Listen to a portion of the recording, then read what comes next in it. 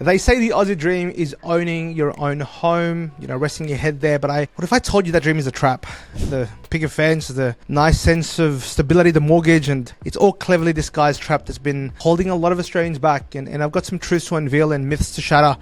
And that very myth shatter is, hey family, my name is Lucky. First and foremost, tickle that subscribe button. Now, I talk about property, finance, family, and business. So if you're passionate about all of those things, you're in the right place. And my son has just come in and said hello. What up, my man? You good? Say hi to everyone. No. Okay. So we're diving into a topic that's hotter than the Aussie summer. Should you buy a home?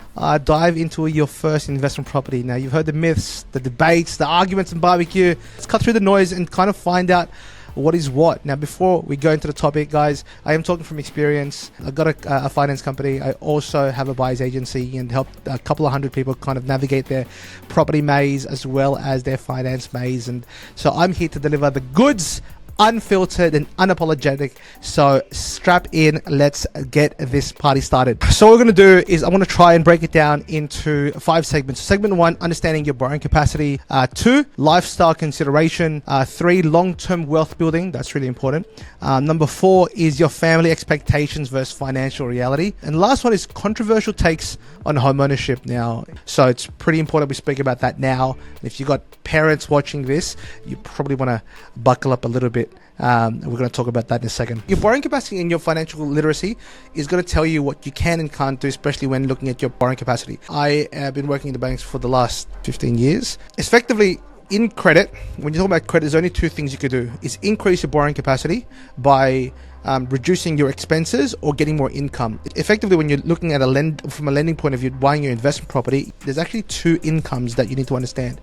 The first income is your one, say call it 70K for argument's sake. If you're going to buy an owner-occupied, you'd be assessed on $70,000 as your borrowing capacity. The best way to then do it when you're buying an investment property is actually 2 things. When you buy an investment, the bank looks at the rental income that you're getting on the proposed property. So let's, for example, say that investment property you decide to buy is 30 to 35 grand a year. The bank takes that as income plus your 70 or 75 grand that you earn annually too. And then you have a combined income. Before, a lot of bank policies didn't actually allow you to leverage pretty high. They were only kind of restricted at that kind of 80 or 90% lend. There's actually a lot of banks now that are kind of in that owner-occupied space where you could use basically the same income, the investment income, but you're actually borrowing at owner-occupied LVRs, which is around about that 95% mark. So people that really can't get into their owner-occupied security because of their borrowing capacity is actually doing that through investment lending. And that's super important to understand. It's not just about borrowing capacity, it's now about how much contribution you're going to do and the maximum LVR that bank is willing to give to you. And you got to also understand, for some families that are on bigger incomes where there is tax advantages to then do so, a lot more people are just going towards keeping more of their money. A lot more people with higher incomes are using investment properties to kind of keep more money for themselves, so then they could effectively buy their owner-occupied later down the track in an area that they want to live later down the track. It's just something that they're doing it. So investment property does allow that this delayed gratification to happen and not so immediate. And the big thing why we see a lot more clients and more inquiries around that kind of rentvesting or looking at their investment property first versus their owner occupied is fairly simple. They want to live in an area that they want to live in. Sometimes a lot more people, because of their borrowing capacities, are going to areas that they actually don't want to live in. They end up resenting their job, they end up resenting their partners, they end up resenting their families and where they live, just because you went to a barbecue and someone has told you, hey, it's time to buy your owner occupied house now. And that pressure, there's family pressure, there's social media giving you that pressure to kind of buy something. I get it. At the same time though, I hate to say this, but you can't save as quick as you'd like to acquire the property or area that you want to buy in. Then when you decide to go, actually I want to buy an investment property now, that investment area that was once a sub-okay area has now boomed, and then you're also priced at that market too. So I think it's really interesting to kind of talk about that situation, because yes, if borrowing capacity allows it, if lending also allows it, and there's also tax advantages, and you can't get to the owner occupied that you want to acquire, there's nothing wrong with acquiring it now growing an investment portfolio and then selling that off or using that to kind of live your lifestyle. It's something that is a hard pill to swallow at the start, but usually that hard pill is a lot of ego talk and a lot of just kind of self-doubt that a lot more people and families kind of put on you. So don't do that. If you can do it, do it. Now let's talk your lifestyle. Your home is your castle. I get it. But what if you could live where you want and invest where it makes sense? Obviously, that's what's called rent investing. So you rent in your dream location, invest where the numbers stack up. We've been able to find high renting areas, high yielding securities, looked at the numbers, and then what's that doing is actually offsetting some of the rent a lot of our clients are renting into. Some of the place that they want to live, our clients, yes, it's a bit more bougie than others. That's fine, nothing wrong with that. They want to live that lifestyle, and that's all good. There's multiple acquisitions, as long as it's taking care of itself, and then you're using some of that plus the gearing, if there's any, to then supplement any of the rent that our clients are kind of going into.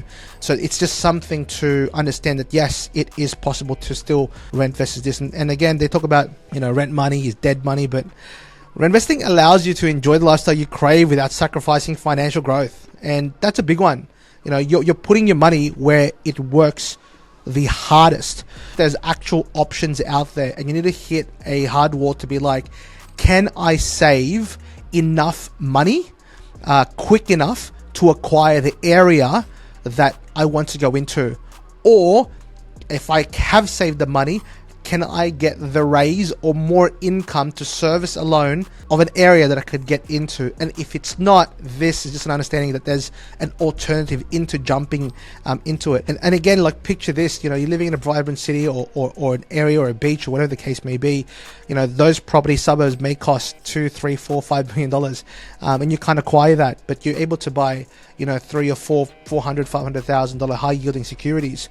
And because you're able to then do that, you're able to then still live the life that you want to, and even have your kids go to the school that they want to, because you're able to have a postcode that is then in there, and you've allowed stability for yourself to go through. And remember, when you buy an owner-occupied security, when you buy an owner-occupied home, the only person that's paying for that is you. Now, the myth of stability, like many think that owning a home is the epitome of stability, but the reality, the homeowners can lock you in one-to-one place. Rent investing allows you flexibility to move without the shackles of property ownership. It's something that needs to be talked about, especially if you are very focused on your career and you really want to branch out and do more things, etc., etc. It's just something to understand that rent investing could be there. You could acquire multiple things. I've actually had the perfect scenario. I've actually got a musician as a client. He's actually a bass guitarist, bassist. But he travels the world to play. Eventually, he wanted to buy an owner-occupied home. The only thing about that is he was like, I'm traveling for work so many times in the year. But initially, he was all his family, all the friends, just like, buy your owner-occupied house, but just buy it owner-occupied. And he's like, but I'm not even going to stay there. And because he's traveling, what ended up happening is we created this beautiful plan for him, and now he's acquiring multiple securities. So not only is he on tour and making money doing what he loves, he's also able to come back home when all of this stops, potentially sell all those investment properties, benefit from the capital growth, buy his owner occupied home, or rent where he wants to, and then have the benefits of the cash flow security that we ended up setting up for him. Now, long-term wealth building. Real estate isn't just about owning a home. It's wealth building. It's a wealth building powerhouse. You need to understand and ditch the emotional buying and really focus on data-driven decisions, and that's where the real power is. Firstly, strategic planning, right? You need a plan. You need to do it yesterday, right? Starting early, taking calculated risks, and then leveraging your assets, so what you've got to build on this amazing empire that you want to kind of do it. Then understand what it wants to look like, right? Is your focus going to be on tax? Is the end goal going to be focused on your capital growth, which is the growth of a property? Is the focus going to be on yield? Is it all three? It's unlikely a property could do all three, but with smart decisions and the right team behind you, you can buy multiple things that complement each other for those specific things, both tax, capital growth, and or yield component. Historically, Australian property has doubled nearly every decade, and projections are looking solid for the next 5 to 10 years. But you need to be strategic in that riding the wave and understanding what you want to do. right? The first one is just understanding diversification of risk, so which is allow you yourself to spread on multiple properties, multiple locations, rather than tying all your financial power into one property. So that's the biggest one. So let's talk about family expectations versus financial reality. Now, there's pressures to buy your own home. Look, let's face it, family can sometimes be your biggest cheerleaders and or critics, and they pressure you to buy your own home as a sign of stability, a sign of you made it. And I get it, and here's the truth, but look, owning a home that you can't afford can really change your debt. So don't put that massive stress on yourself. Called financial reality check. Instead of locking yourself into a high mortgage on a home that you really can't afford, think about using the capital to invest. The average Australian household debt to income ratio is over 180%, meaning many are over leveraged just to keep up with appearances, right? Keeping up with the Joneses, and break the tradition. It's time to break the mold. Traditional home ownership isn't the only path to success. And by investing first, you may create options for yourself, both financially and flexibility, and you're setting yourself up for a more secure future. And there's nothing wrong with that. Home ownership isn't the holy grail. Here's the kicker: many people that see home ownership as the ultimate achievement, but what is it really? When the market shifts, again, or personal circumstances change, which I said about before, owning a home actually sometimes can be a liability than an asset. A lot of more people right now, especially now, people are feeling the pinch, especially if they have their owner-occupied debt. Again, personal debt becomes your debt. And you may go, yes, that is good debt and bad debt. But now it's starting to become this owner-occupied home being a liability rather than an actual asset itself, because ultimately, you're having a hard time to kind of push yourself or get multiple incomes to even keep up with the mortgage repayments. You have multiple investment properties, and let's say again you acquire them properly, you do the numbers first, you do your due diligence first, then you can strategize on being like, okay, cool, if I was to lose my job tomorrow, knock on wood, can I still hold these securities? And for most of our clients, they can. It's just something that allows that freedom to do what they need to do now and set up for the next, again, 5 to 10 years. And look, it is controversial. Like, imagine this: while you or your friends are tied to their mortgage, you're building a property portfolio. That's great.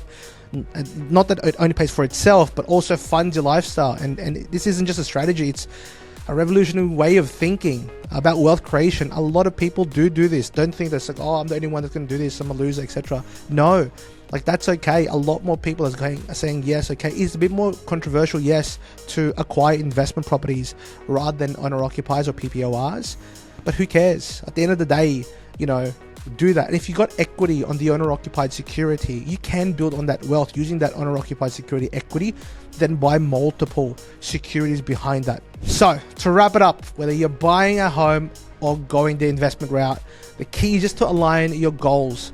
Play with smart borrowing, and consider your lifestyle. It's your financial future. Make it count, man. So that's pretty much it. If you felt this video, give it a thumbs up, drop your thoughts on the comments, tickle that subscribe button. I appreciate you. And if you ever need my help, I got your back. Click the links below. I'll talk to you guys soon, and I'll see you in the next video. Ta-da.